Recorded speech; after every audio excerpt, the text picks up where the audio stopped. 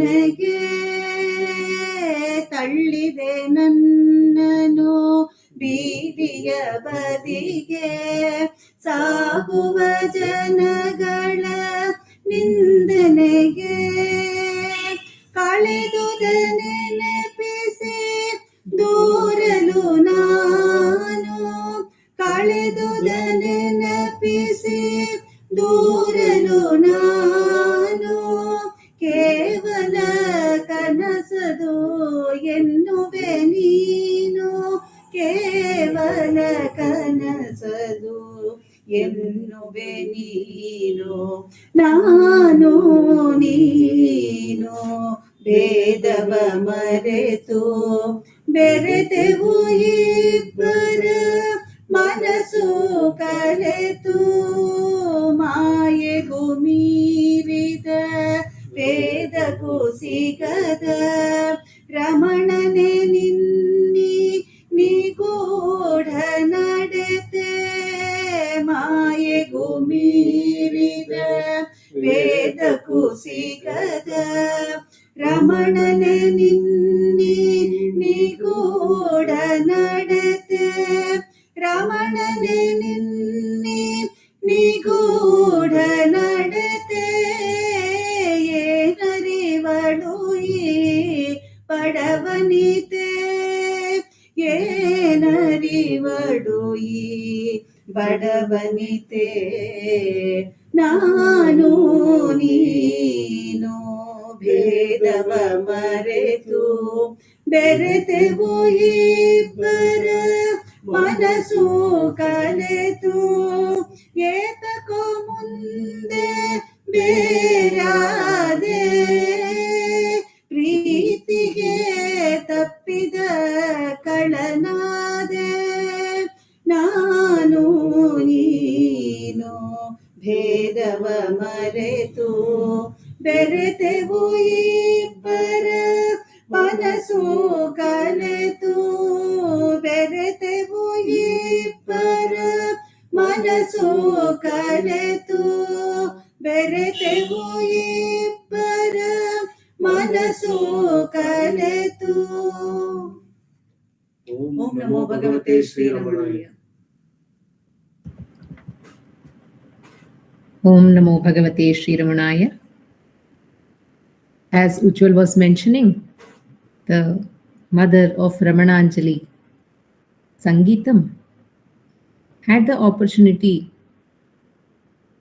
to take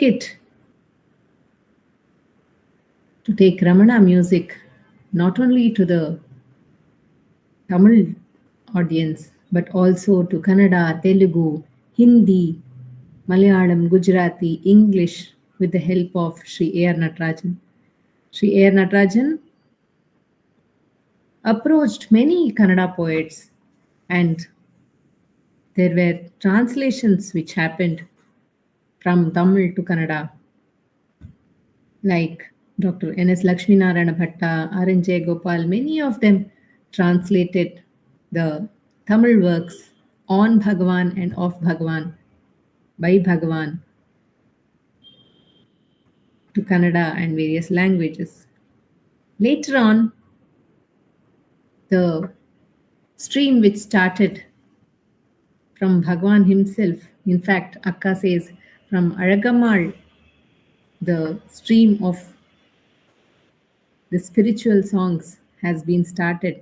Bhagavan wrote the Appalapattu and many other songs, and that stream is flowing like a big river till today. There are many people who are composing songs till date. So Sri A.R. Natarajan sir approached Dr. Doddarangegowda and he wrote 10 songs on Bhagavan in the folk style. I will be presenting to you one of those, the title song of that cassette, Kondadiro, Chanda Kondadiro. Doddarangegowda Professor Sir says that Bhagavan is the sweet one. Let us all celebrate the beautiful one. He was born to Sundaramayar and Alagammal in Tiruchuri. And what did he do in Tiruchuri? He destroyed the Suri which had formed, Bhuminatha took away all the water into him as the Suli. But what did Bhagavan do? He was born in that place, and the Suli which is running inside us, which is forming a great sorrow within us, and we are caught in that sorrow, the Suli. Bhagavan says, question to whom is this sorrow? Question to whom is this thought? By giving the Brahmastra Nanyar, Bhagavan helped not only the people of Tiruchuri, but the whole universe who are stuck in this Suli. And what did he do? He was born in Aragammal's womb, and he became a yogi. He became the father of the whole universe. And he took away the darkness, ignorance from all of us. And he became the light of the eyes of each one of us. He showed us the light which is there within us. The light which shines on the Arunachala hill. He brought name to the Arunachala. The light which was seen by Brahma and Vishnu, but couldn't find the beginning or end, thus forming this beautiful hill. Tiruvannamalai became a known place to everyone around the world, around the universe. And today, crores and crores of people come thronging to see Bhagavan and Arunachala, to go around Arunachala. Bhagavan says, let us all go around the self which is shining bright within us. We need not go anywhere at all. We have to just pay attention to that self which is shining bright within all of us. And that light lights us all the time. Let us celebrate that light by singing. Presenting to you Kondadiro Chanda Kondadiro by Dr. Dodrange Gowda. Music by H.K. Narayana.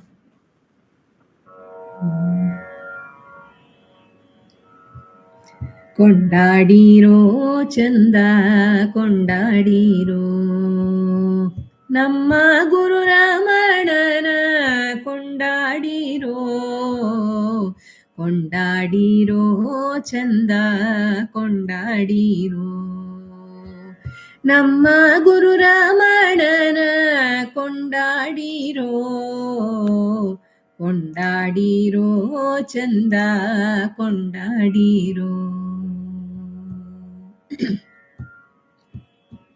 ತಿರುವಣ್ಣಾಮಲೆಯಾಗೆ ನೆಲೆಯಾದ ಯೋಗಿಯ ನೆಮ್ಮದಿ ಬದುಕ್ನಾಗೆ ಮನಸೆಳೆದ ಯೋಗಿಯ ತಿರುವಣ್ಣಾಮಲೆಯಾಗೆ ನೆಲೆಯಾದ ಯೋಗಿಯ ನೆಮ್ಮದಿ ಬದುಕ್ನಾಗೆ ಮನಸೆಳೆದ ಯೋಗಿಯ ಮಗುವಂತನಗೆಯಾಗೆ ಜಗಗೆತ್ತ ಯೋಗಿಯ ಮಗುವಂತನಗೆಯಾಗೆ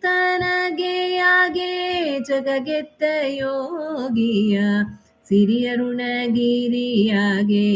ಬೆಳಕಾದ ಯೋಗಿಯ ಕೊಂಡಾಡಿರೋ ಚಂದ ಕೊಂಡಾಡಿರೋ ನಮ್ಮ ಗುರು ರಮಣನ ಕೊಂಡಾಡಿರೋ ಕೊಂಡಾಡಿರೋ ಚಂದ ಕೊಂಡಾಡಿರೋ ಅಳಗಮ್ಮ ತಾಯಿಯ ಮಗನಾದ ಯೋಗಿಯ ನಡೆನುಡಿಯ ಪರಂಜಿ ಅನಿಸಿದ ಯೋಗಿಯ ಅಳಗಮ್ಮ ತಾಯಿಯ ಮಗನಾದ ಯೋಗಿಯ ನಡೆನುಡಿಯ ಪರಂಜಿ ಅನಿಸಿದ ಯೋಗಿಯ ತಿಂಗಳ ಬೆಳಕಂತೆ ಚಲುವಾದ ಯೋಗಿಯ ತಿಂಗಳ ಬೆಳಕಂತೆ ಚೆಲುವಾದ ಯೋಗಿಯ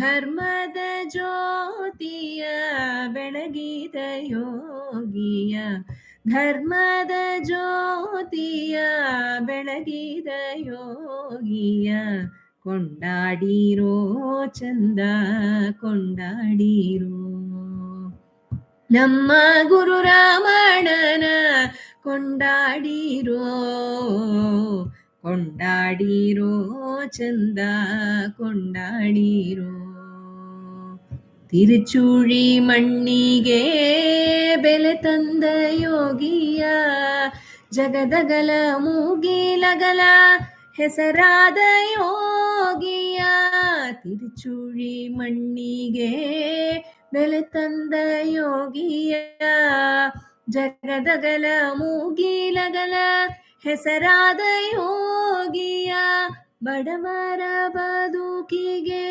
ನೆರವಾದ ಯೋಗಿಯ ಬಡವರ ಬದುಕಿಗೆ ನೆರವಾದ ಯೋಗಿಯ ಕತ್ತಲ ಹಾದಿಗೆ ಕಣ್ಣಾದ ಯೋಗಿಯ ಕೊಂಡಾಡಿರೋ ಚಂದ ಕೊಂಡಾಡಿರೋ ನಮ್ಮ ಗುರು ರಮಣನ ಕೊಂಡಾಡಿರೋ ಕೊಂಡಾಡಿರೋ ಚಂದ ಕೊಂಡಾಡಿರೋ ನಮ್ಮ ಗುರು ರಮಣನ ಕೊಂಡಾಡಿರೋ ಕೊಂಡಾಡಿರೋ ಚಂದ ಕೊಂಡಾಡಿರೋ ಚಂದ ಕೊಂಡಾಡಿರೋ ಚಂದ ಕೊಂಡಾಡಿರೋ.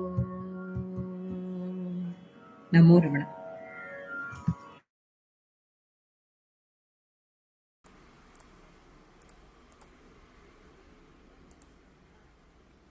Namo Ramana. We come to the part of the satsang where we have reading and sharing by Sri Nandakumarji.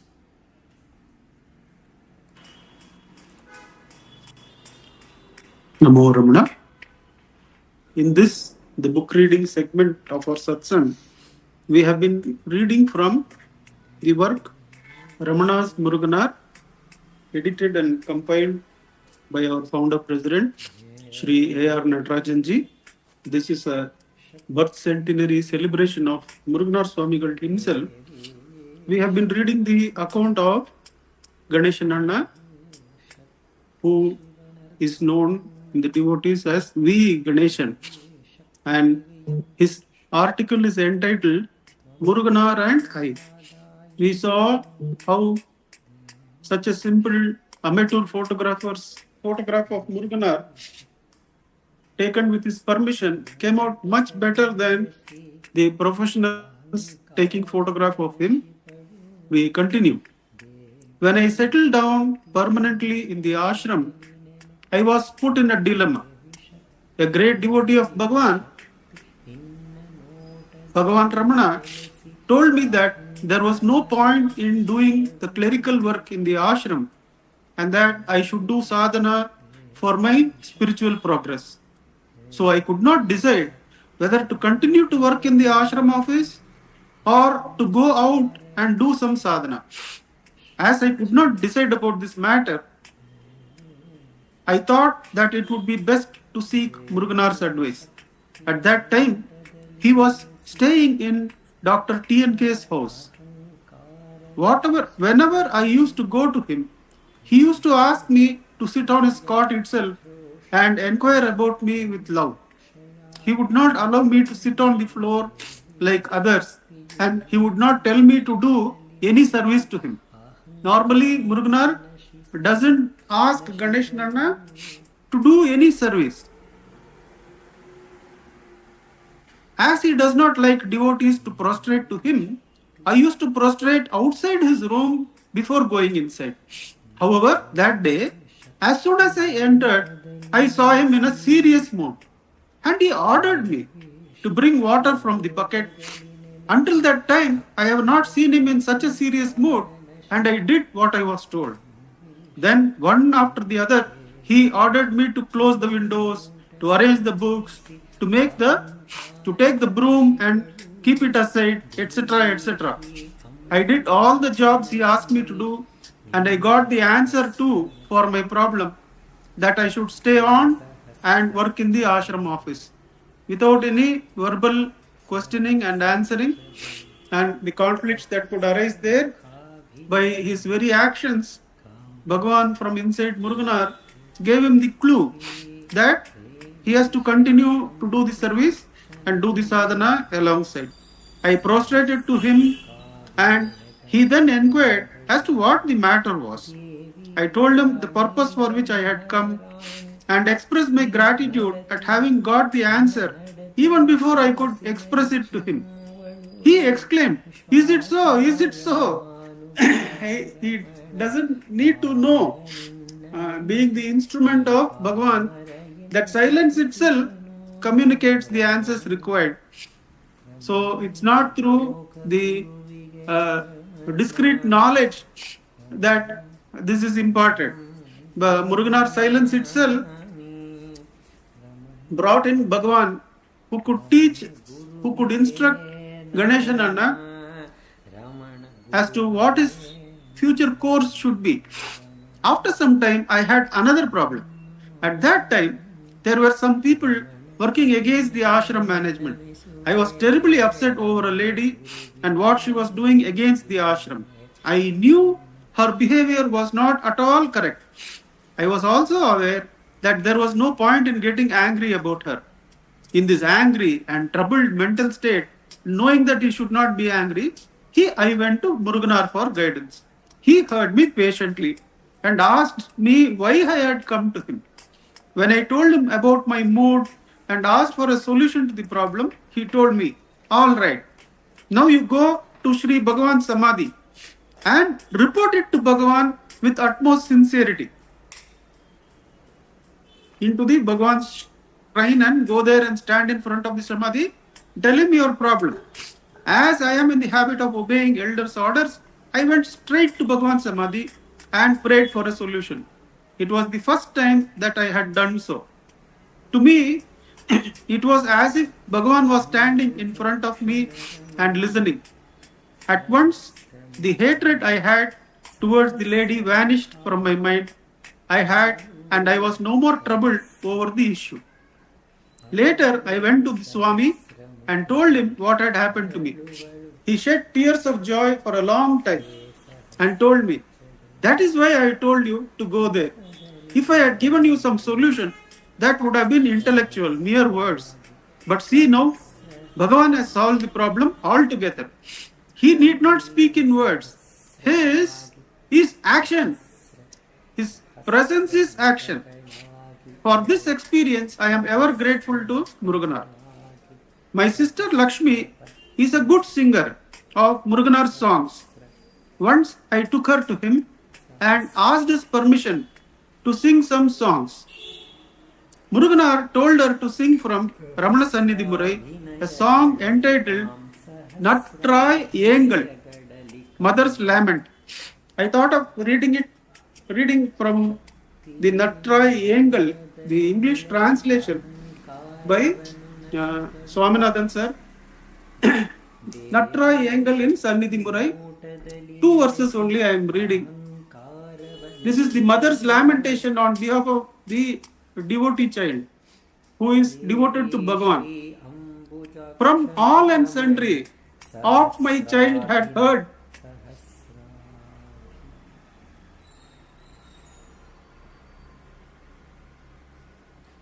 of the dear might of Ramana. Much concerned, I warned her to have naught with him. But she, brushing aside my fears as fancies, sought to grasp and hold, clear firm within her heart, his heavenly form. The world laughs at her now. The world now laughs at her, for she has tasted maddening breath, glimpsed the truth, the poison whose sole antidote is more and more of it, till one has tasted all. Ramana, child, have you forgotten how long this comradeship has lasted and how her body has wasted away, till even enemies, iron-hearted, melt now with pity at her sight? Do you today loathe like poison the love that once was honey sweet? Must she, forlorn, bewildered, stumbling, this sinner's daughter, forever lament? Now, that is the English translation of two of the verses. That is what was sung before Muruganar by Lakshmi Amma. Natrai Yengal, the mother's lament, on behalf of her devotee child who has gone and got caught in this devotion, which is not going to end without completely being immersed in that endless love. While my sister was singing, he heard it with copious tears. Then he told me, Ganesha, now I remember what Sri Bhagavan told me. One day, when I entered the old hall, Bhagavan was looking intently with his gracious eyes at a child. When I prostrated and sat down, he was still looking at the child. As it was very rarely that Bhagavan looked at anybody too so intently, I asked Bhagavan who that fortunate child was to have had his special grace. Bhagavan replied, Don't you know? It is our Lakshmi. I did not know anything about Ramanacentre Murai and Guruvachaka Kovai of Muruganar, and that they had been seen by Bhagavan, and also that some portions in those two books had been composed by Sri Bhagavan himself. So once again, it was Lakshmi who sang from Sannidhi Murai. After hearing the songs with his tear-filled eyes, Muruganar told me, Ganesha, you know that when this Sannidhi Murai was first printed, the ashram management prohibited its sale. And there were some incidents in that connection. You don't know all those things, and there is no need also. But I felt upset over the happenings. And one day, when I entered the old hall and prostrated to Bhagavan, he told me it will be published. Muruganar has not voiced that he is disturbed that the work is not being published, but Bhagavan gives him samadhanam directly. Now, both Sannidhi Murai, this sentence, Ganeshanana writes from first person. Now, both Sannidhi Murai and Guruvachaka Kovai have been published by the ashram itself, and it is my good fortune, Ganeshanana's good fortune, to be associated in their publication. I used to work in the ashram office up to 5 o'clock, and after that, Muruganar would call me to his room and narrate many interesting incidents. I heard from the Swami many stories like the composition of Ramana Puranam, the first verses written by him on Bhagavan, and so on. When other devotees knew that I was going to be with Muruganar, they too would join to hear the stories from him. Once, when I forgetfully prostrated to him, he got very angry with me. He scolded me. Why do you do namaskarams here? Why do you pretend that you are a humble one? I could not bear this and wondered why he should be so angry with me just because I had prostrated to him. I came out of his room and saw Vishwanath Swami who was standing there. I poured out my heart to the Swami. He told me, Silly child, don't you know it is better to get a scolding from the great souls than even their blessings? This is what we had referred earlier, that he is going to tell us about Bhagavan's scoldings. He told me, Silly child, don't you know that it is better to get a scolding from the great souls and from Ishvara himself as troubles in this world, so that we will wake up from this dream? Silly child, don't you know that it is better to get a scolding from the great souls than even their blessings? We used to play many pranks in Bhagavan's presence, hoping that he would scold us. When such ones scold us, the grace falls on us pointedly. That is very important. It does not matter if it comes in the form of scoldings. It is all our interpretation that this is good or bad, appreciation or anger, etc. I am very, very happy that you got scolded by Muruganar. Immediately, I became happy, says Ganeshanana. Om Namo Bhagavate Shri Ramanaya. Namo Ramana.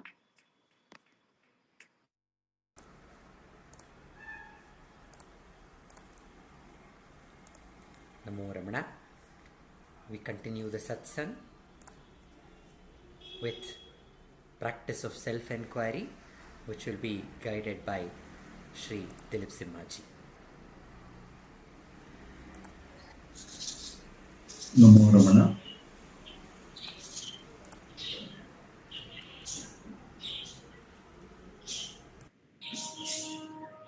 ध्यायेत् शारदचन्द्रसुन्दरमुखम्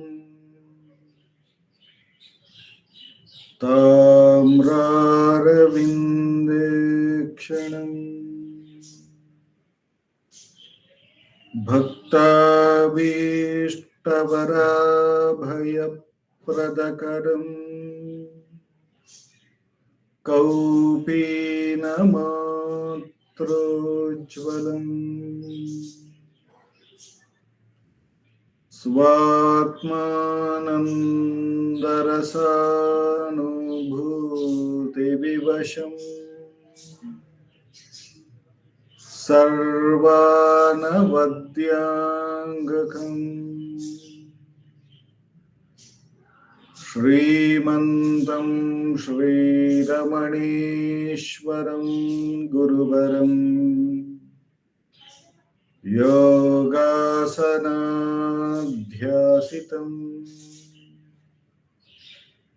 ध्यायेत् श्रीरमणीश्वरम् ध्यायेत् श्रीरमणीश्वरम् ध्यायेत् श्रीरमणीश्वरम्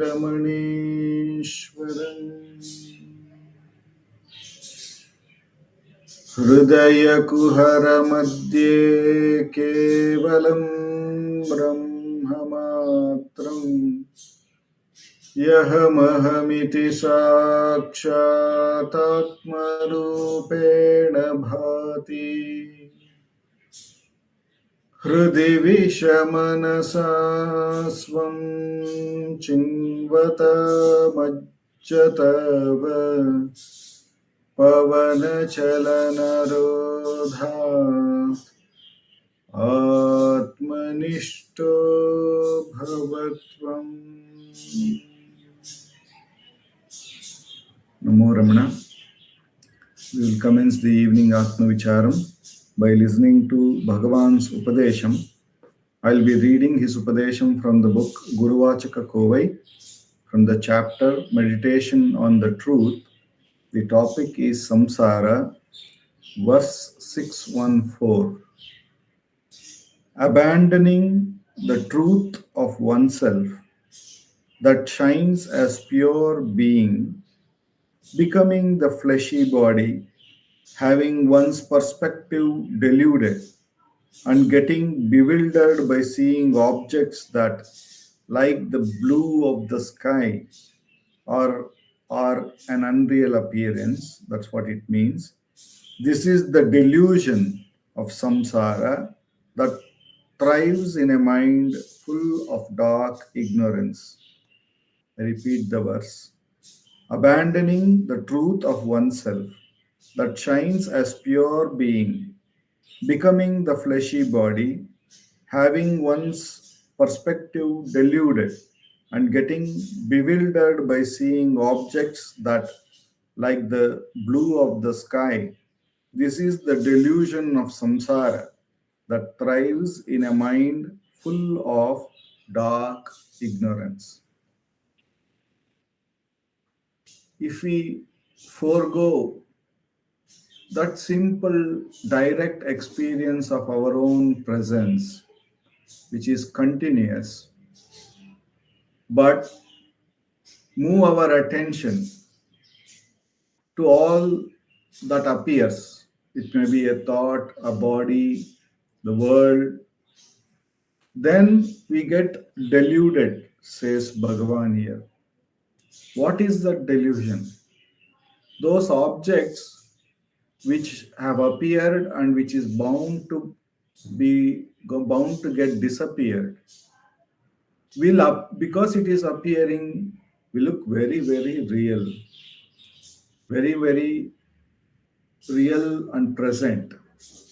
And that delusion makes us get bewildered, makes us believe that they are going to be there, they are going to be the source of joy. Starting from the ego, all the way to all the things that we see objectively, all have a beginning, all have an end. But when we see them, foregoing our own presence, natural presence, that sense of existence of ourself, when we don't even attend to it, but attend to all these objects, starting from ego to everything which is appearing to that consciousness, which is oneself, we get deluded. And that delusion is that we forget that it has a birth and it has a death, but we feel that it is very real and it is going to be the source of the happiness. And this bewilderment, this makes us desire those things and therefore get disturbed when they take the natural death. Therefore, Bhagavan is comparing these objects which are appearing to us like that of the blueness in the sky. Though when we turn in a bright day to the sky, we see the sky to be blue, and often we know how however far we go into the sky, there is no blueness in it. It is pure, transparent, wide space that which alone is. But standing from whichever relative position we look at it, it appears to be blue. So that's how these objects, starting from the ego to everything, is going to die, which is not real. It is just a imaginary appearance or created by our own mind. So unless we inquire, to whom is this? We don't turn the attention to the I, which is the substratum from which all of this are up, to whom all of them is appearing and disappearing. Further, when we inquire, who am I?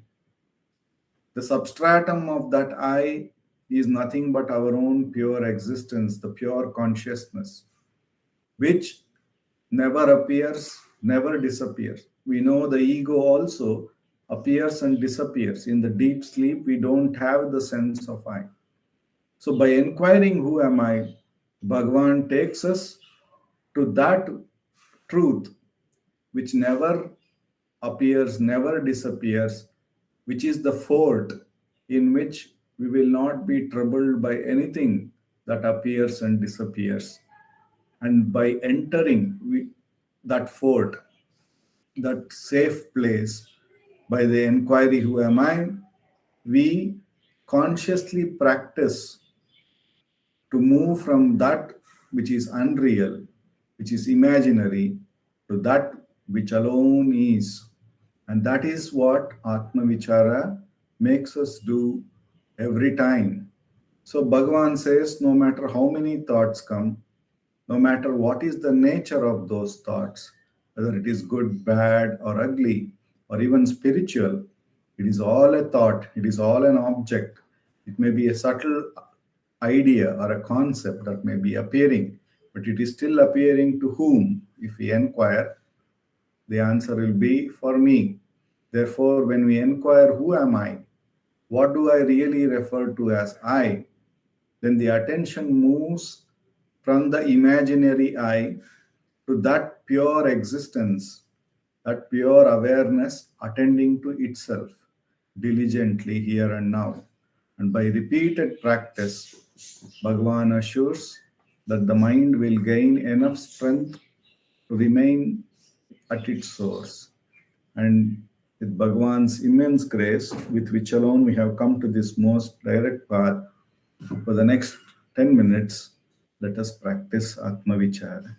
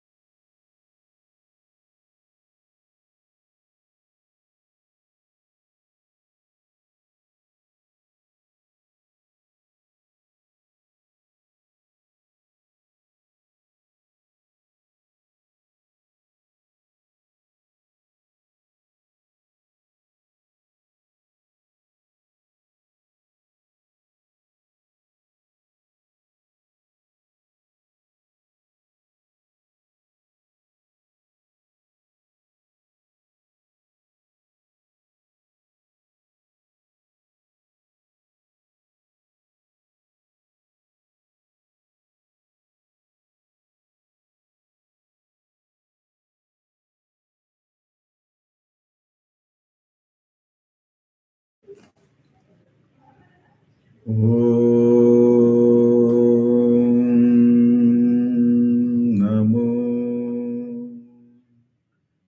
Bhagavate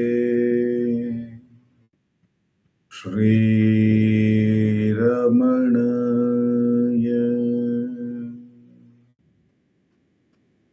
Namo Ramana.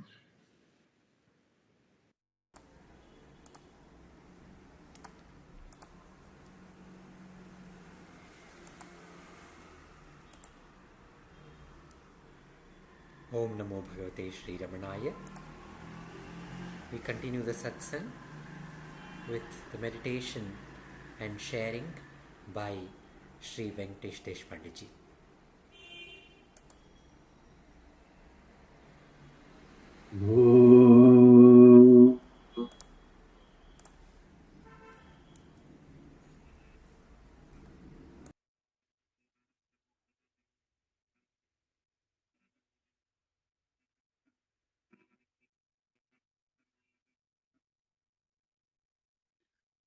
Om Sahana Bhavatu Sahano Bhunaktu Sahaviram Karvavahai Tejasvinavadhitamastu Ma Vidvishavahai.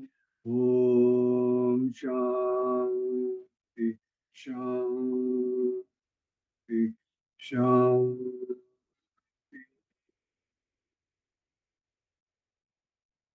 Guru Brahma, Guru Vishnu, Guru Devo, Maheshwaraha, Guru Sakshat, Parabrahma, Tasmai Shri Gurave Namaha. Dhyanamulam Gurur Murti, Pujamulam Gurur Padam, Mantramulam Vakyam, Mokshamulam Guru Mokshamulam Guru. Namo Ramana. We're doing Manana on Atma Bodha, and we are the last satsang we did Manana on verse number 43. We'll do a quick recap of that. As the sun rises by itself after dense darkness is destroyed by dawn, so the Atman reveals itself after ignorance is destroyed by knowledge. The infinite being cannot be achieved by finite effort. Self-realization is not a direct result or effect of spiritual practices. Realization of self is like the sun rising in the morning. Even before the sun rises, the dawn dispels the darkness. The entire darkness is removed by the light of the approaching sun. The horizon is well lit when the sun makes the appearance. Similarly, by acquiring knowledge through spiritual study and practice, you get rid of your negative tendencies, which cause agitations in your mind. The mind is quietened by the exhaustion of such negativity. Thus, when it reaches a state of absolute tranquility, the inner self reveals itself. Empty thyself, and I shall fill thee, are the blessed words of Christ. Religions only prepare your inner personality by destroying ignorance with the help of spiritual knowledge. The Atman reveals itself. So that was the verse number 43. Today we'll do Manana on verse number 44. And I request Sapna to kindly chant the verse, please. Namo Ramana sir. Atma tu satatam praptaha api apraptavadvidaya tatnashe praptavad bhati swakanthabharanam yatha. Atma tu satatam praptaha api apraptavadvidaya tatnashe praptavad bhati swakanthabharanam yatha. Thank you, sir.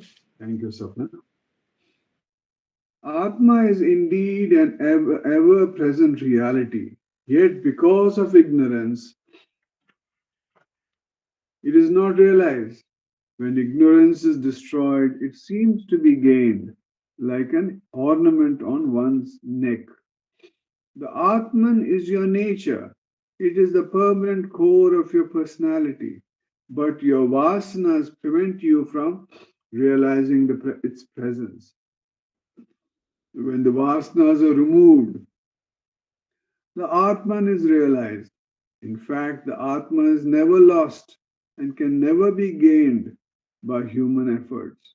You only temporarily lose your identity with the Atman and regain it by intuitive awakening. It is like a dreamer recognizing his original status of the waker.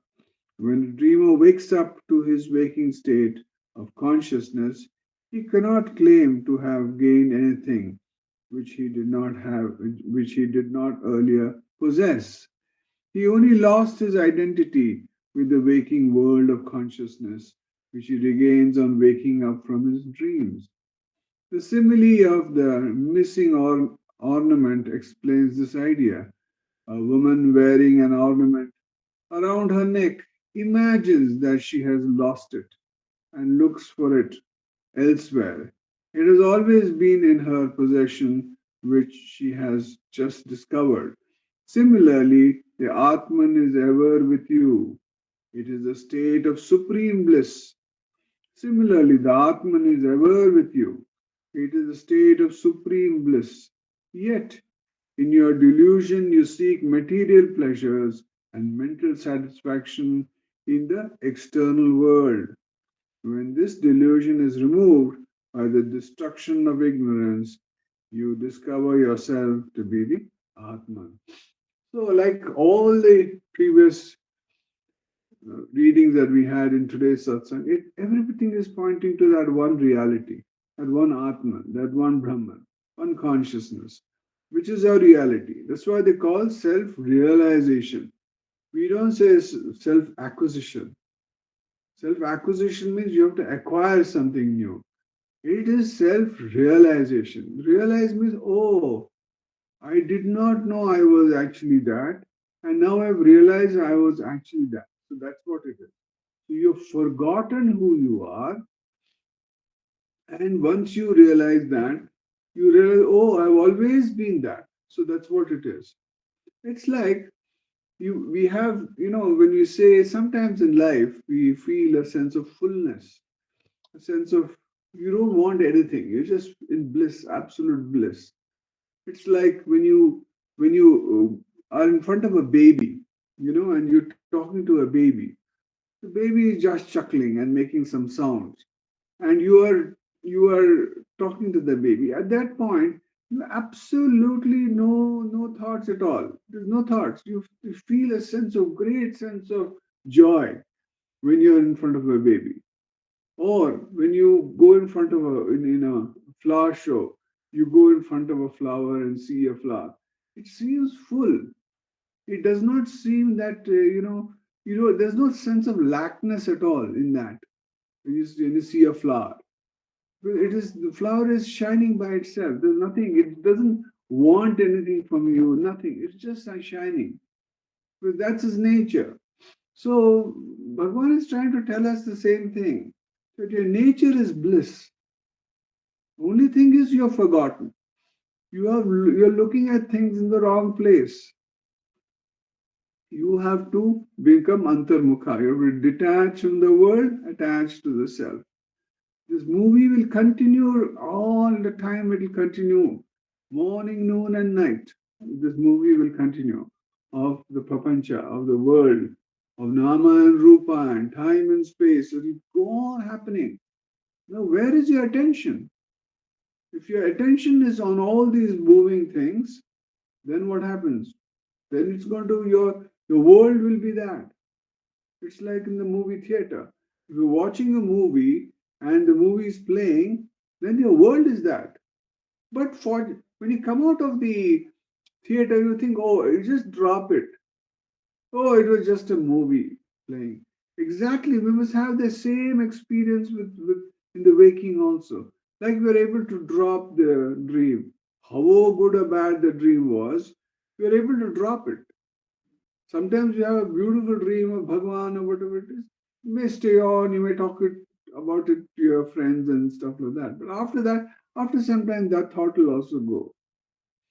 So you're able to drop. It's after the 3 hours or 1.5 hours of the movie, you're able to drop it. Just instantly you're able to drop it when you go out of the theater. So exactly, this world is another theater. Why can't we not drop it? And if you're able to look at it as a witness, and witness, first of all, you're witnessing all these bodies. If you keep on doing self-enquiry, you will witness your own mind, your own intellect, your own body, you'll be a witness to that. Because you say, oh, there's nothing true, there's all transitory. This body is a temporary, it's like a hotel room.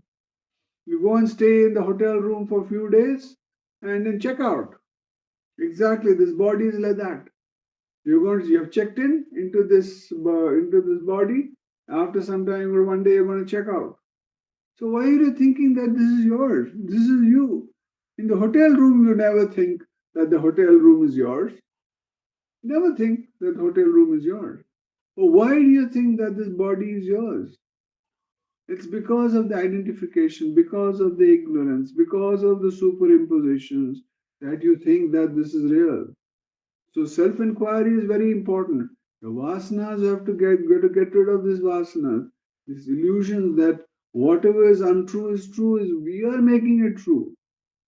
The flower doesn't come and say, hey, come here and smell me or take pictures of me. It does not say, it just shines, that's all.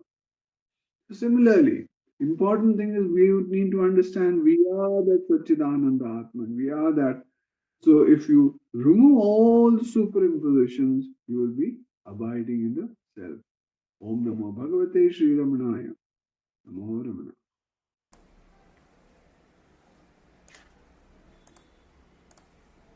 Namo Ramana. Thank you. Thank you.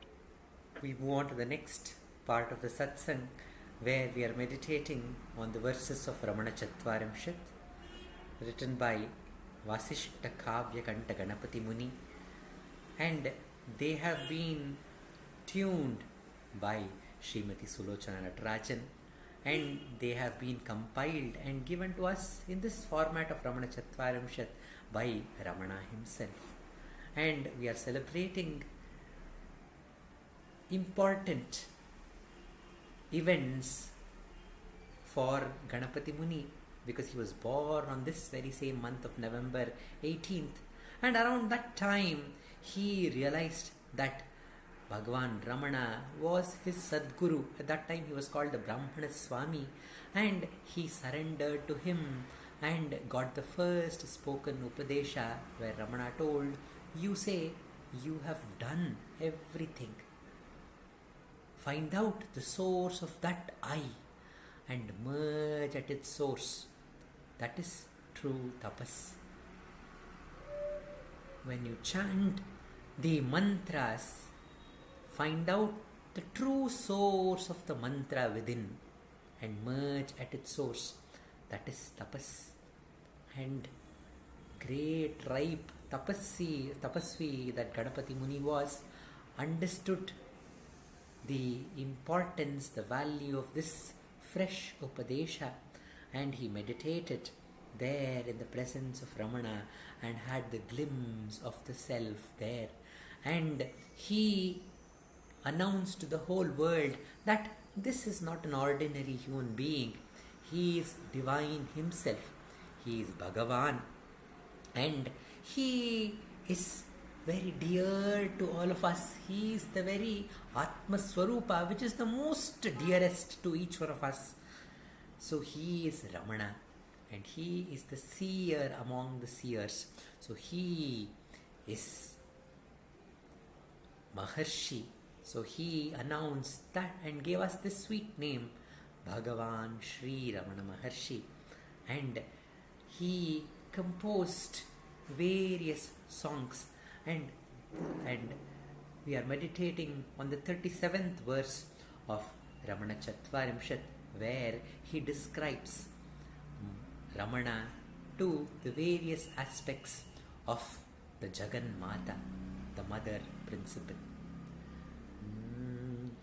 Ramanam Gurum Namami, Ramanam Gurum Namami, Ramanam Gurum Namami, Ramanam Gurum Namami, Devi Shaktiriyam Drisho Shrita Janadvantакшayadayini Devim Shririyam Ambujaksha-Mahishi Vaktre Sahasrachade Devi Brahmavaduriyam Vijayate Vyahara Gudapara Vishwacharya Mahanubhava Ramana Tvam Stautuka Prakritaha Ramana Guru Vige Namisuve Ramana Guru Vige Namisuve Ramana Guru Vige Namisuve Ramana Guru Vige Namisuve Devi Shakti ನಿನ್ನ ನೋಟದಲ್ಲಿ ನೆಲೆಸಿ ಅಹಂಕಾರವ ನಶಿಪಳು ದೇವಿ ಶ್ರೀ ಅಂಬುಜಾಕ್ಷನ ರಮಣಿ ಸಹಸ್ರಾಭಿನಯಗಳಲ್ಲಿ ಕಾಂಬಳು ದೇವಿ ಶಕ್ತಿ ನಿನ್ನ ನೋಟದಲ್ಲಿ ನೆಲೆಸಿ ಅಹಂಕಾರವ ನಶಿಪಳು ದೇವಿ ಶ್ರೀ ಅಂಬುಜಾಕ್ಷನ ರಮಣಿ ಸಹಸ್ರಾಭಿನಯಗಳಲ್ಲಿ ಕಾಂಬಳು ದೇವಿ ವಾಣಿ ಬ್ರಹ್ಮನ ರಾಣಿ ನಿನ್ನ ನಡತೆಯ ಸೊಗಸಲಿ ಚಿಮ್ಮುವಳು ದೇವಿ ವಾಣಿ ಬ್ರಹ್ಮನ ರಾಣಿ ನಿನ್ನ ನಡತೆಯ ಸೊಗಸಲಿ ಚಿಮ್ಮುವಳು ವಿಶ್ವಾಚಾರ್ಯ ಮಹಾನುಭಾವ ರಮಣ ಪಾಮರ ನಿನ್ನೆಂತು ಸ್ತುತಿಪನು ವಿಶ್ವಾಚಾರ್ಯ ಮಹಾನುಭಾವ ರಮಣ ಪಾಮರ ನಿನ್ನೆಂತು ಸ್ತುತಿಪನು ರಮಣ ಗುರುವಿಗೆ ನಮಿಸುವೆ ರಮಣ ಗುರುವಿಗೆ ನಮಿಸುವೆ ರಮಣ ಗುರುವಿಗೆ ನಮಿಸುವೆ ರಮಣ ಗುರುವಿಗೆ ನಮಿಸುವೆ. Ganapati Muni, after getting the first spoken Upadesha from Bhagavan, he wrote to all his students saying that he has found his master, he has found his Sadguru, and he should be known to the whole world as Bhagavan Sri Ramana Maharshi. And soon after that, he took a vow saying that he will compose 1,000 verses in praise of Uma, thanking her for blessing her with this Sadguru and with that Upadesha which gave him the glimpse of the truth and which made him abide in the self. So he wanted to thank, and in gratitude he decided to write Uma Sahasram. So we see that Uma, that mother Apita Kuchamba of Arunachala, she gave her beautiful darshan to Ganapati Muni, where she appeared in white dress with white ornaments all made up of pearls. And Ganapati Muni describes that beauty, that she was wearing white flowers and she was looking dazzling, and that Apita Kuchamba giving that beautiful darshan instructed Ganapati Muni to write 100,000 verses in praise of Uma. And we see that Ganapati Muni, he has written 1,000 verses on Uma, describing her various leelas, her various forms, her various deeds, her various sports and various prayers. And here we see that he has compared that Uma is not different from this Ramana. Ramana himself says, Arunachala, you are much more kinder than one's own mother. And Ramana is Arunachala himself. He is the mother. He is the Jagan Mata Uma. herself. And he is Lakshmi and he is Saraswati and he is everything.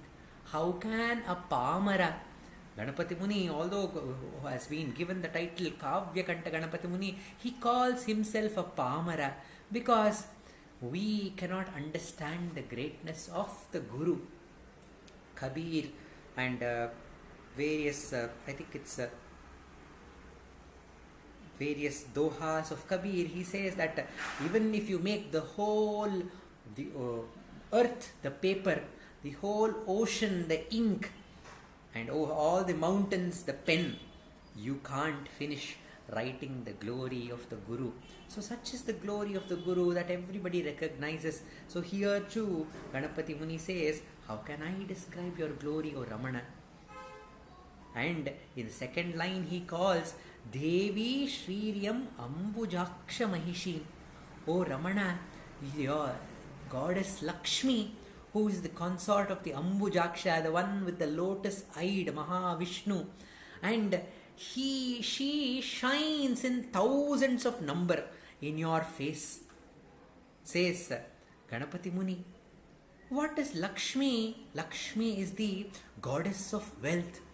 And I keep wondering, how did Lakshmi become the goddess of wealth? It is because she is ever doing seva to the feet of Mahavishnu. She is ever pressing the feet of Mahavishnu. And because she is ever pressing the feet of Mahavishnu, she is always serving the Lord. Lord himself has kept her in his heart. We see that in his Vakshasthala, he has his both consorts, Mahalakshmi and Bhudevi, in his heart. And what is the pada of Mahavishnu?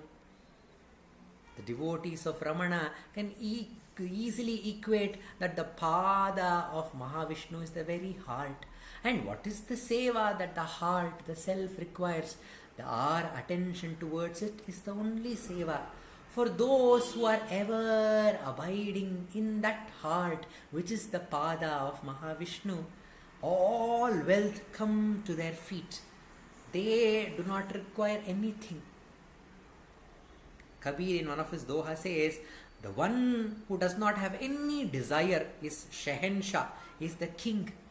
So we can see that Ramana was that Shehensha. As a young boy of 16, when he came to Tiruvannamalai, he got his head shaven by a barber who offered it for free. He told, today is an auspicious day for barbers. I want to do some seva to a sadhu. Do you want to get your head shaven? And the young boy who was coming out of the Arunachaleshwara Sanctum Sanctorum, having reported, Father, I have come, and embracing the Arunachaleshwara, when he was coming out, he agreed to that barber's offering. And he went to the nearby Ayyankulam tank, and there his head was shaven. They say that those who have long hair, they cut their hair and they sell it for money. And Ramana here, even that possession, he just gave it away. And he had little bit of sweets that Muttu Krishna Bhagavatar's wife had given on the way, and he had little change which was left from the although he had taken 4 rupees from Muttu Krishna Bhagavatar, there was some change which was left, and he did not even think of the next meal. He, without any thought, threw it into the Ayyankulam Kalyani. He even threw away the dress he was wearing, and even the sacred thread that he was wearing, just wearing a loin cloth. He came back to the Arunachaleshwara temple. And later he says, Ramana himself says, when in the earlier days when I was staying in Arunachala, my life was like a king's life. He used to go in front of any house in that street, Agraharam street, and he used to clap his hand like a king. And the women in the house would come out with some food, maybe rice or something like that, and that he just took. There was no begging bowl even. So he just collected that food in his hand and he ate that food. And without even washing his hands, he just wiped that hands which had some food left on his hands on his head. And he told that was a life of a king. How is it a life of king? As Kabir says, those who do not have any desire. He did not even have a desire of keeping his body clean and having a right image in front of people. No desire.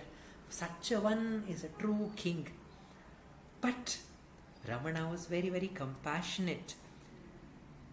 Not that he required money, but for his devotees he understood that for a livelihood money is required. So whenever devotees brought fruits, it was accepted.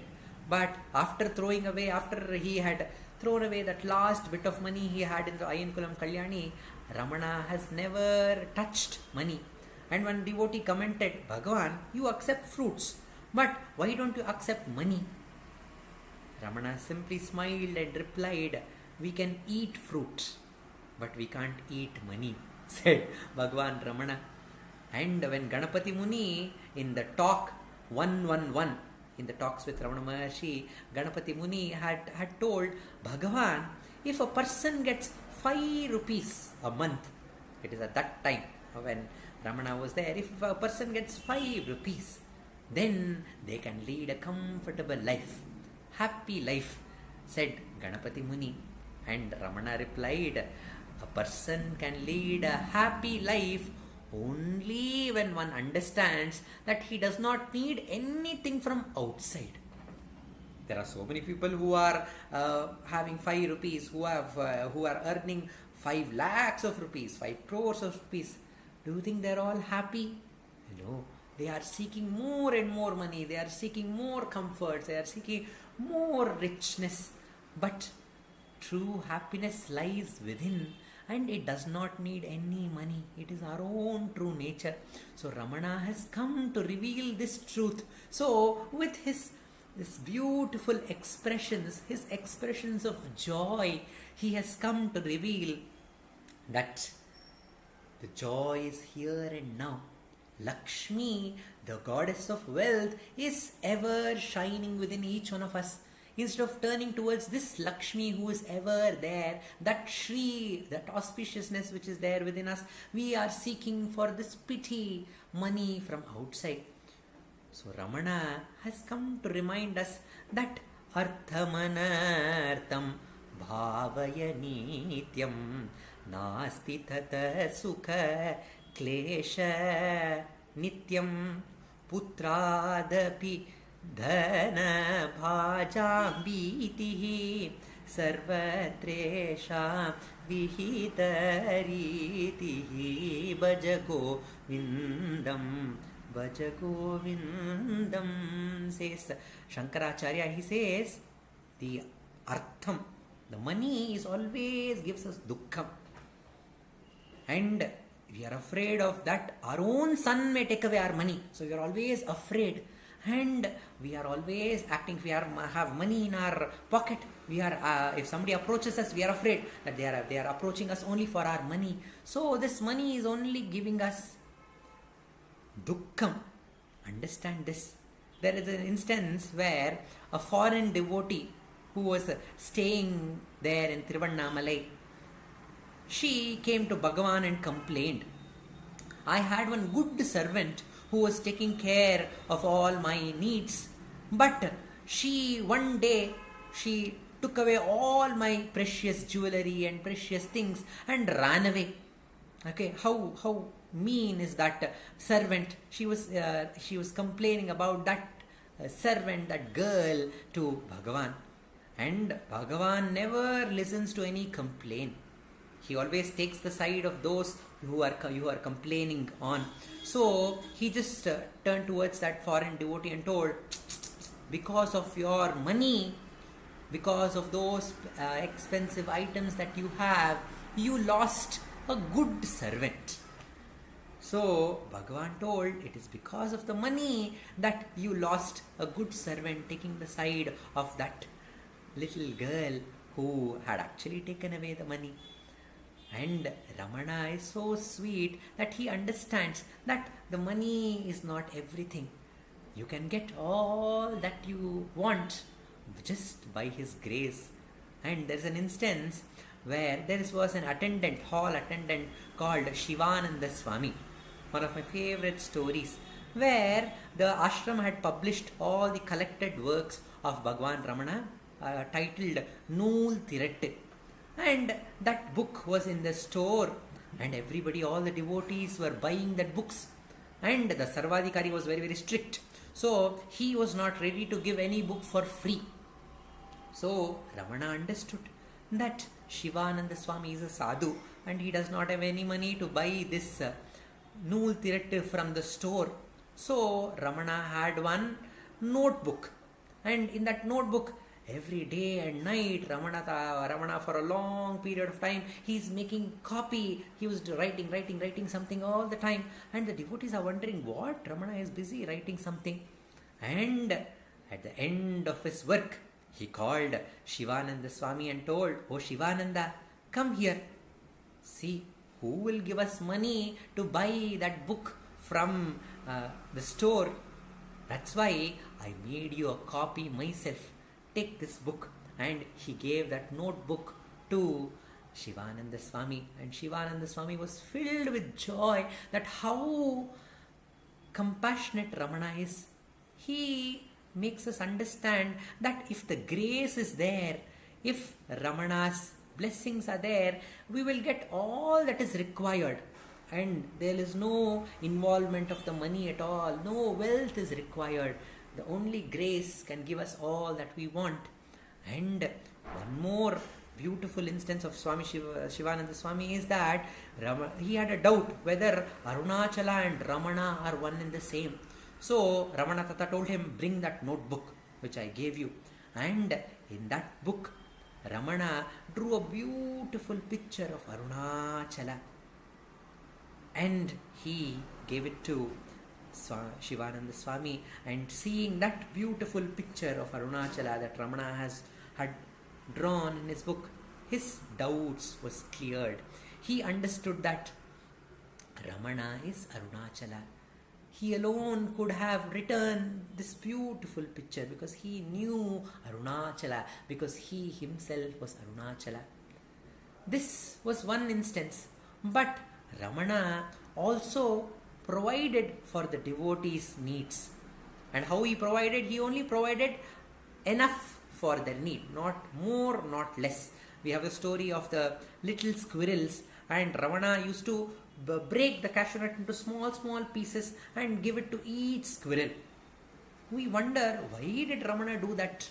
It is because he knew that that's all they want, because they have a small stomach.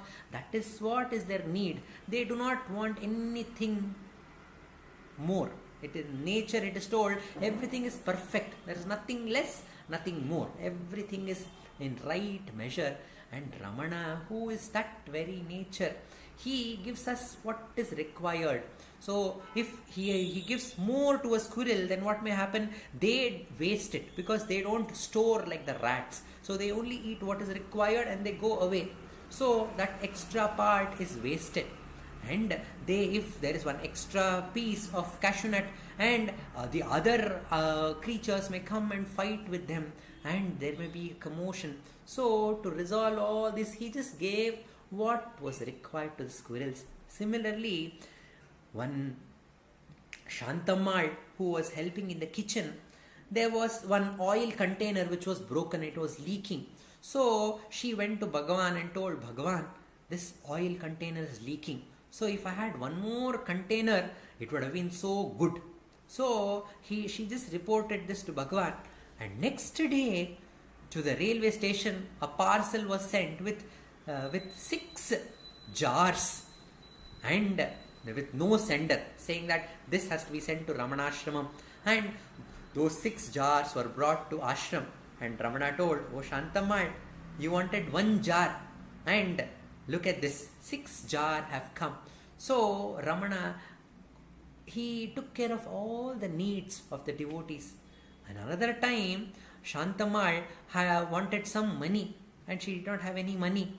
And the next day, one person called Srinivas Rao had sent the exact amount that she wanted. And how did he send? In a newspaper, he read an article where he read that Shantamal is one lady who is serving Bhagavan in the kitchen. So when he read this, he was moved and he felt he had to send something to this Shantamal who is serving Bhagavan. So he was moved and he sent that money order to ashram, and her need was fulfilled. Such is the grace of Bhagavan Ramana. His expression, his smile itself is priceless. Even in great situations where we are filled with some desire, some need, where we are wanting something, Ramana's smile assures that all that you need is already with you. You are that what you are seeking. What are we seeking? We are seeking joy and happiness, and he has come to remind us that you are ever full. You don't have to seek anything. You are paripurna. And you can realize this only when you drop all your desires and turn within. And there alone you can find fullness. And there alone is Lakshmi, the Shri, ever shining as the Self, as Chinmayi. To remind us this truth, Ramana has come into our lives. Om Namo Bhagavate Sri Ramanaya. We now have sharing by Dr. Sarada. She has been meditating on the verses of Ramana Ashtottara by Vishwanatha Swami. Namo Ramana. Prostrations to Ramana, shining as the Self in all beings. By the immense grace of the Self manifest as Ramana, we have been meditating on the namas of the Ramana Ashtottaram, the 108 names strung together as a stotram and also performed for puja as a namavali. This namavali is performed as puja to Bhagavan at the Ramaneshwara Mahalingam, both morning and evening at Sri Ramanashramam, and it is performed as puja in many centers of Bhagavan across the world, be it Delhi or Chennai, and here of course at Bengaluru and many other centers.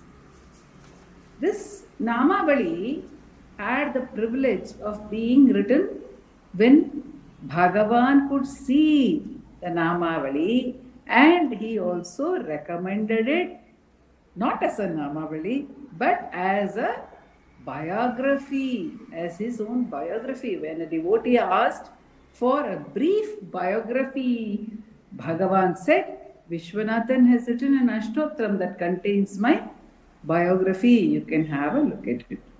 So the Ramana Charita Chintana happens through the Ashtottram. Apart from that, there is the meditation on the qualities that are mentioned here. Some of them are actually specifically about the biography alone. For example, about his getting the help, succor of Sahayamba when he was a boy of 5. Sahayamba Sahayavate. But again, that also reminds us that we will get the support of Ramana, the Universal Mother, about which Ujwal has been sweetly speaking just now. So many instances he has quoted of how Ramana comes to the support of every devotee in the time of need. Not only in the time of need, but at all times his support and his love are ever available to us. They are the ones which sustain us. It is Bhagavan's love which sustains us from moment to moment. Otherwise, where would we be with this human mind which is ever ready to drop down to the lowest nadir, and sometimes will jump up to the highest zenith and the highest peak. Like this, it keeps going up and down with this human mind which goes up and down and round and round, how would we ever lead our lives but for the fact that Bhagavan's grace is supporting us all the time, bringing us out from darkness. And that's why Vishwanatha Swami says, Uddipta Nayanaya Namaha. He whose eyes are lighted up, whose eyes are in fact light. In fact, it is said that Guru is the one who takes us from darkness to light.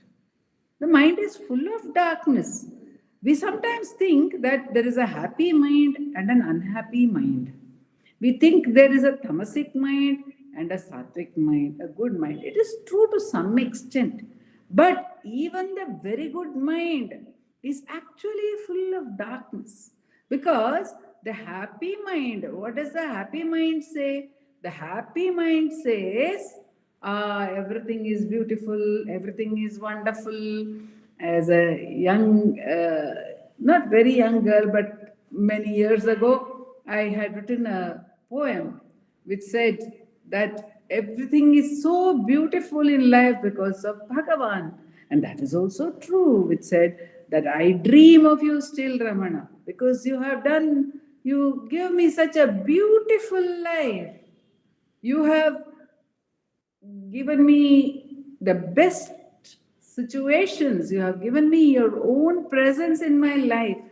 And then after giving me all this, after giving me such beautiful, you built me a ladder to the stars, a slide to the bottom of the seas, a merry-go-round around the galaxies, a seesaw between earth and heaven, and peopled my park with dreams. Such beautiful people around me also. All devotees of Bhagavan, so beautiful. Can the life be more beautiful than this? And then, in there I said, and after giving me all this, what do?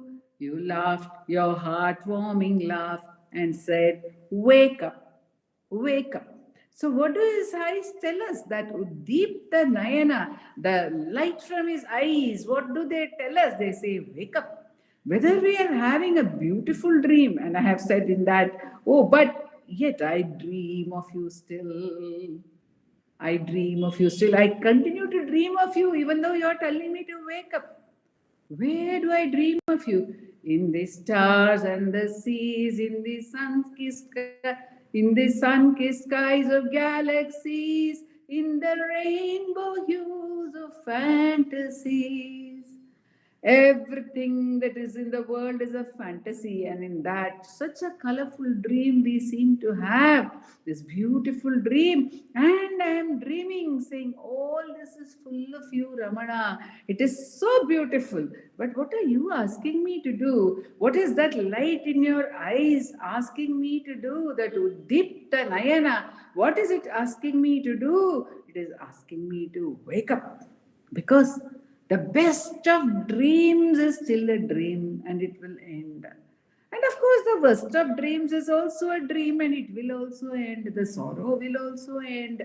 The pleasure will also end, and everything will go round and round again and again, again and again. Some sorrow, some joy, some wanting, some not wanting. But what does all this do? It keeps us engaged. That is the problem. The sorrow keeps us engaged. The joy keeps us engaged. The philosophy keeps us engaged. The sharing keeps us engaged. The loneliness keeps us engaged. Everything keeps the mind engaged. In what? In thoughts, in experiences of the so-called I. And it doesn't allow us to turn our attention back to that light which is shining in Bhagwan's eyes, which is what Humphrey said was shining in the entire body of Bhagavan. God was radiating terrifically from him, he says. When, after he saw his eyes, Ganapati Muni told Humphreys, don't do anything else. Just look at Bhagavan's eyes. Just look at Bhagavan's eyes. So when he was looking at Bhagavan's eyes, he could see that God was radiating terrifically from him. Those eyes are showing us, even now they keep on showing us, the light of the self is what is shining through those eyes and lighting up everything in our lives, outside, inside, lighting up the thoughts as கண்ணுக்கு கண்ணாய் கண்ணின்றி காணுனை காணுவது எவர் பார் Arunachala. As Bhagavan is us, it's as the eye of the eye. That Nayana, that Uddipta Nayana is not just the physical eyes of Bhagavan, which actually show us the glory of that inner light of the self, which Bhagavan refers to in Aksharamanamalai as the eye of the eye. That is the Uddipta Nayana. That is the shining. That is the magnificent light of that which sees. Nayana, that which sees. That which sees is only the self.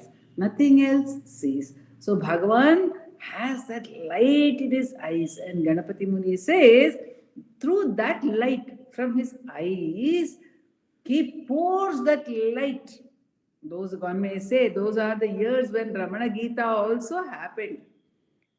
Virupaksha Guhavasaya Namaha, Viraja Tachalakritaye Namaha, Uddipta Nayanaya Namaha.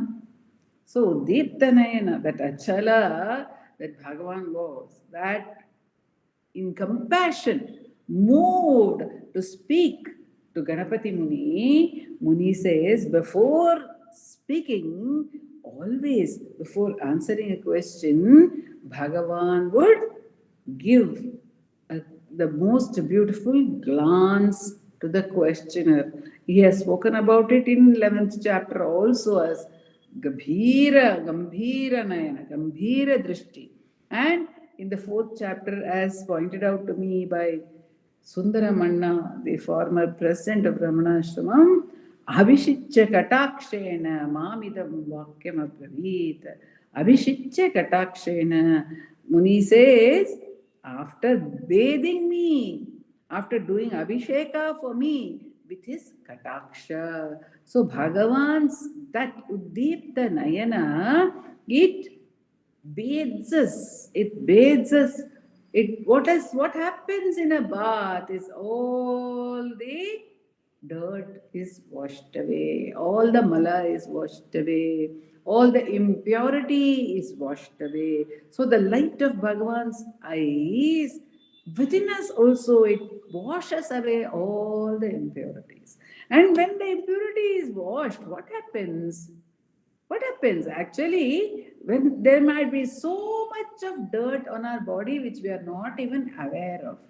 And inside we don't know. So it is given, Sri Ramakrishna gives the example of a bottle inside which impurity is there. So he says when you start washing it, what happens first? The impurity comes out. What comes out if you're washing a bottle of ink? Then all the water which comes out first is blue. It doesn't come out as clear water. It will come out as blue water. If there is some dirt, the dirt will come out first. With the water, the dirt comes out. So when we see the dirt coming out, we need not feel sad. Oh, so much of dirt is there in my mind. So much of mala is there in my mind. Oh, it is an opportunity. As Dileep would say, I have seen this mala. Now I can clean it. How? Through self-enquiry. And that Nayana of Bhagavan, that lighted eye of Bhagavan, is the eye of self-enquiry.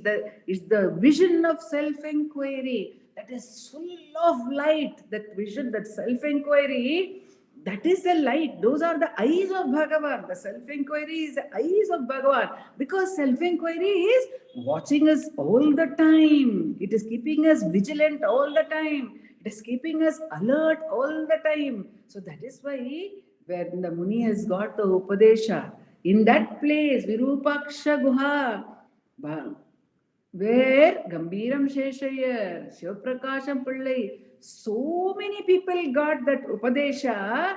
In that place, Vishwanatha Swami has placed one adjective about the eyes. The adjective comes more adjectives come more than once in Ashtottaram. Here he has placed it because the Vichara Shakti itself is the Uddipta Nayana of Bhagavan.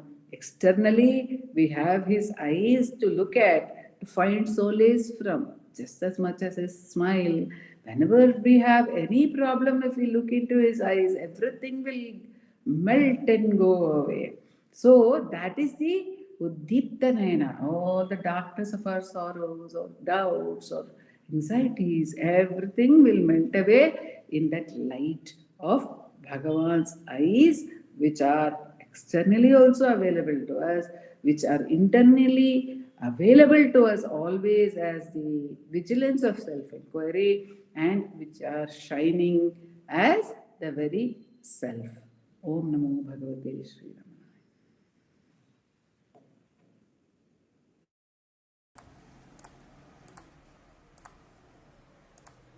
Namo Ramana. We now heard the chanting of Arunachala Aksharamanamalai, a few verses by Kumari Revathi Sankar.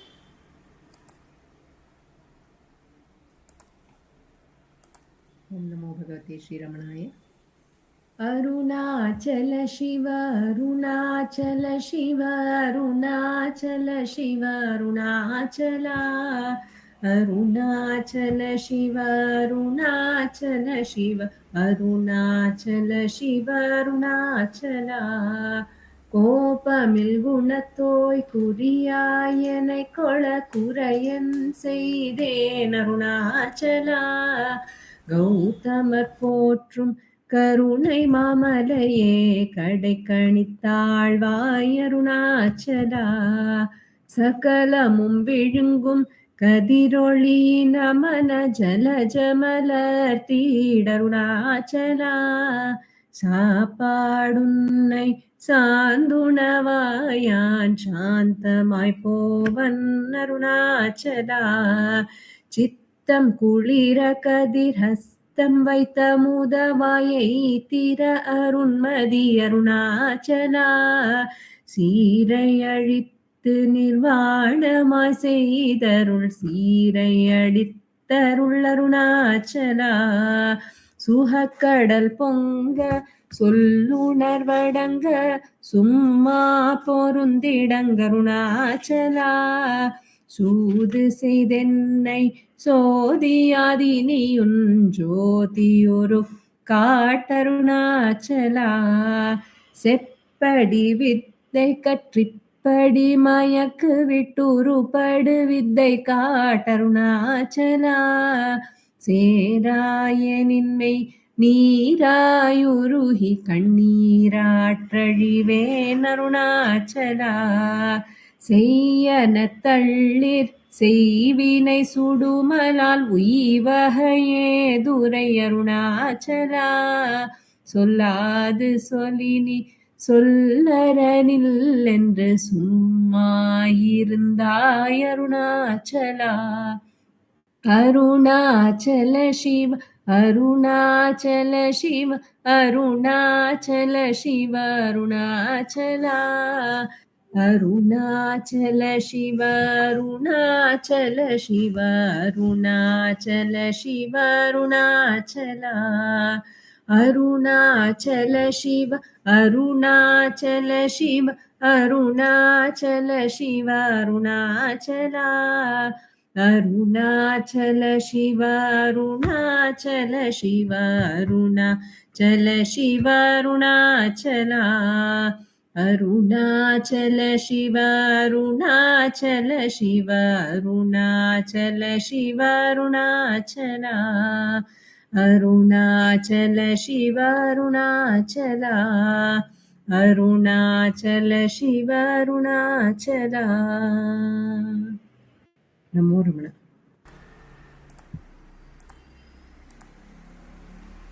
Namo Ramana. We conclude today's satsang with Ashtottara puja to Bhagavan, which will be performed by Sri Dileep Simha ji, and the chanting of the Ashtottaram will be done by Prarthana and Vaibhavji, followed by Ujwal Jagadeesh.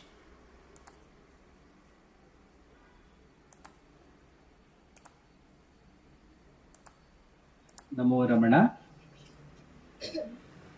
Bhardwaj Vishwanath विरचितं श्रीरमणाष्टोत्तर शतनामावलिः अपार सच्चित् सुखवारिराशे यस्योर्विवात्रं भुवनं समस्तं गुहाहितं तं रमणं गभीरं चिन्ताविहीनं हृदि चिन्तयामि।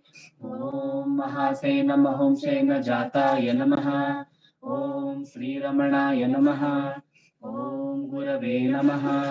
ॐ अखण्डसंविदाकाराय नमः। ॐ महोजसे नमः।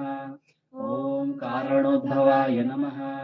ॐ जगद्धितावताराय नमः। ॐ श्रीभूमिनाथस्थलोत्थिताय नमः। ॐ पराशरकुलोत्तंसाय नमः।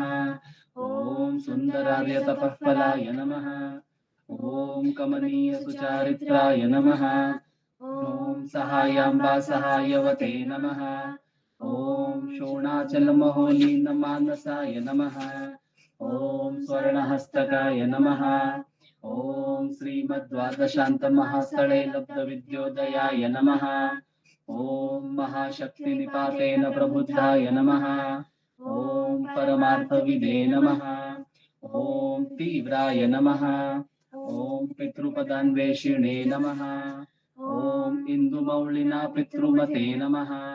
ॐ पितुरादेशतः शोणशैलं प्राप्ताय नमः। ॐ तपोमयाय नमः। ॐ उदासीनाय नमः। ॐ महायोगिने नमः। ॐ महोत्साहाय नमः। ॐ कुशाग्रदिये नमः। ॐ शान्तसङ्कल्पसंरम्भाय नमः। ॐ सुसन्दृशे नमः। ॐ सवित्रे नमः। ॐ स्थिराय नमः। ॐ तपक्षपितसर्वाङ्गाय नमः। ॐ पुल्लाम्बुजविलोचनाय नमः। ॐ चन्द्रिकासितहासश्रीमण्डिताननमण्डलाय नमः। ॐ चूतवाट्यां समासीनाय नमः। ॐ चूर्णिताखिलविभ्रमाय नमः। ॐ वेदवेदान्ततत्त्वज्ञाय नमः। ॐ चिन्मुद्रिणे नमः। ॐ त्रिगुणातिगाय नमः। ॐ विरूपाक्षगुहावासाय नमः। ॐ विराजतचलाकृतये नमः। ॐ उद्दीप्तनयनाय नमः। ॐ पूर्णाय नमः। ॐ रचिताचलताण्डवाय नमः। ॐ गम्भीराय नमः। ॐ परमाचार्याय नमः। ॐ सुप्रसन्नाय नमः। ॐ अभयप्रदाय नमः। ॐ दक्षिणास्य निभाय नमः। ॐ धीराय नमः। ॐ दक्षिणाभिमुखाय नमः। ॐ स्वराजे नमः। ॐ महर्षये नमः। ॐ भगवते नमः। ॐ ईड्याय नमः। ॐ भूमविद्याविशारदाय नमः। ॐ विमलाय नमः। ॐ दीर्घदर्शिने नमः। ॐ आप्ताय नमः। ॐ ऋजुमार्गप्रदर्शकाय नमः। ॐ समदृशे नमः। ॐ सत्यदृशे नमः। ॐ सत्याय नमः। ॐ प्रशान्ताय नमः। ॐ अमितविक्रमाय नमः। ॐ सुकुमाराय नमः। ॐ सदानन्दाय नमः। ॐ मृदुभाषिणे नमः। ॐ दयार्णवाय नमः। ॐ श्रीशोणाचलहृद्भूतस्कन्दाश्रमनिकेतनाय नमः। ॐ सद्दर्शनोपदेष्ट्रे नमः। ॐ सद्भक्तवृन्दपरिवृताय नमः। ॐ गणेशमुनिभृङ्गेन सेविताङ्घ्रिसरोरुहाय नमः। ॐ गीतोपदेशसाराधिग्रन्थसञ्चिन्नसंशयाय नमः। ॐ वर्णाश्रममतातीताय नमः। ॐ रसज्ञाय नमः। ॐ सौम्याय नमः। ॐ आत्मवते नमः। ॐ सर्वावनिमतस्थानाम् आराध्याय नमः। ॐ सर्वसद्गुणिने नमः। ॐ आत्मारामाय नमः। ॐ महाभागाय नमः। ॐ मातृमुक्तिविदायकाय नमः। ॐ विनताय नमः। ॐ विनुताय नमः। ॐ विप्राय नमः ॐ मुनीन्द्राय नमः ॐ पावकोज्ज्वलाय नमः ॐ दर्शनादगसंहारिणे नमः ॐ मौनेन स्वात्मबोधकाय नमः ॐ हृच्चान्तिकरसान्निध्याय नमः ॐ स्मरणाद्बन्धमोचकाय नमः ॐ अन्तस्तिमिरचण्डांशवे नमः ॐ संसारार्णवतारकाय नमः ॐ शोणाद्रीशस्तुतिद्रष्ट्रे नमः ॐ हार्द्रविद्याप्रकाशकाय नमः ॐ अविच्युतनिजप्रज्ञाय नमः ॐ नैसर्गिकमहातपसे नमः ॐ कमण्डलुधराय नमः ॐ शुभ्रकौपीनवसनाय नमः ॐ गुहाय नमः ॐ दण्डपाणये नमः ॐ कृपापूर्णाय नमः ॐ भवरोगविषग्वराय नमः ॐ स्कन्दाय नमः ॐ देवतमाय नमः ॐ अमर्त्याय नमः ॐ सेनान्ये नमः ॐ पुरुषोत्तमाय नमः ॐ श्रीरमण भगवते नमः श्रीरमणाष्टोत्तरशतनाम पूजां समर्पयामि यस्ताणोररुणाचलस्य पदयोः स्मृत्या जनिं प्राप्यत दिव्यानुग्रहसुप्रवाहविवशस्तादात्म्यभावं गतः हृन्निष्ठस्वगभीरनित्यतपसा लोकान् पुनास्येकराट् तस्मै श्रीरमणाय ते नम इदं लोकोत्तरज्योतिषे।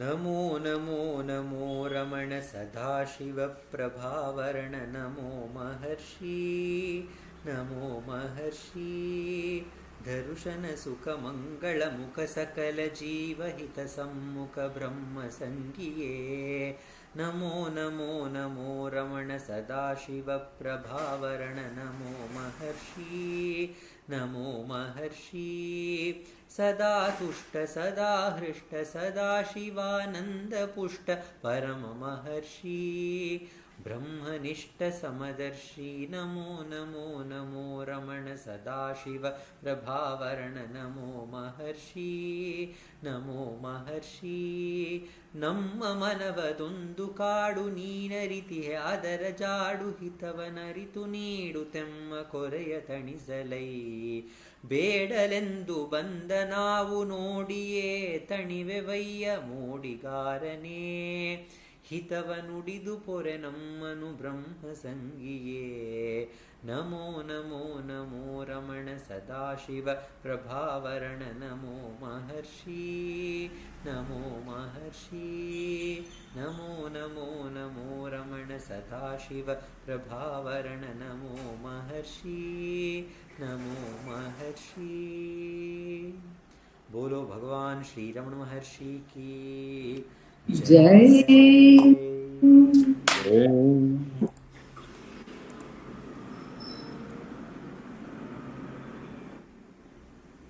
नमो